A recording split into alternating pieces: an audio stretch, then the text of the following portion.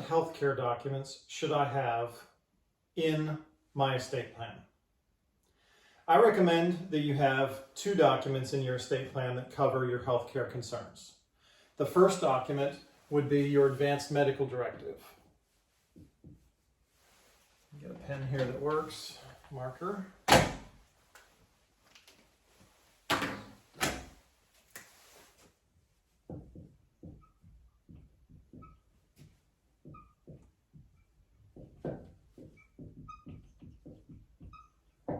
The second document is your HIPAA authorization document.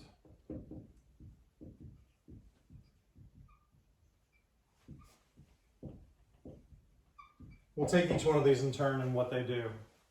So your advanced medical directive is actually a combination of two things.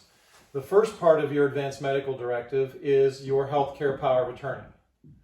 That's the designation of that person who you want to make healthcare decisions on your behalf when you're incapacitated.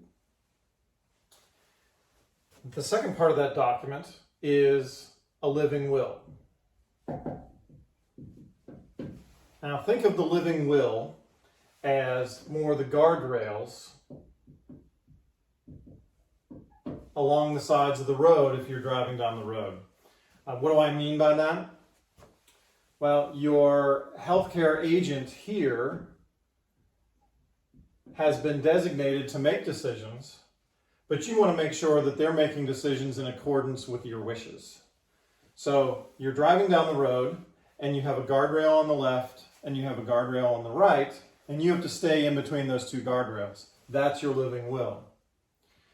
This living will portion of your advanced medical directive covers things such as what medical procedures you would like to have considered if they are medically necessary, what healthcare procedures you want to stay away from, even if they are medically necessary.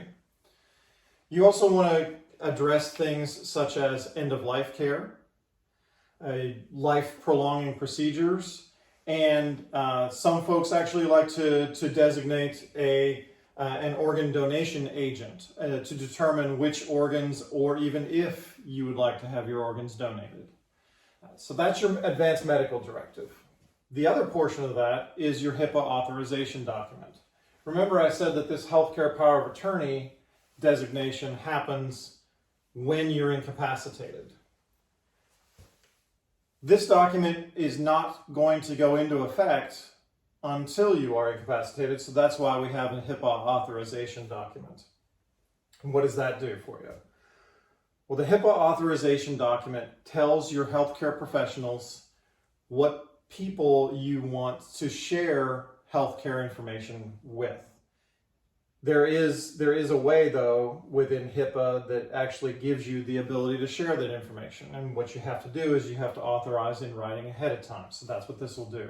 Now, this list will have, in no particular order, family, friends, loved ones who, whether you are incapacitated or not, these are the people that you want to share healthcare information with, and that it would be authorized by that document. For instance, let's just say for the sake of argument that a doctor's office calls your house and you're not home, but your spouse is. That doctor's office cannot share maybe lab results or any other information that might be protected by HIPAA with that spouse, even though it's your spouse, without having a HIPAA authorization on file. So this will actually give you that ability to share. One of the reasons why you want to have a HIPAA authorization that is separate from your advanced medical directive is because these two documents are usually used in a very stressful time. We want to make sure that it's very clear this is the person who makes your healthcare decisions, yet these are the people who are allowed to receive information about your condition. One of the other reasons why you want to make sure that these two documents are separate is because this one doesn't go into effect until you are incapacitated. This one goes into effect immediately.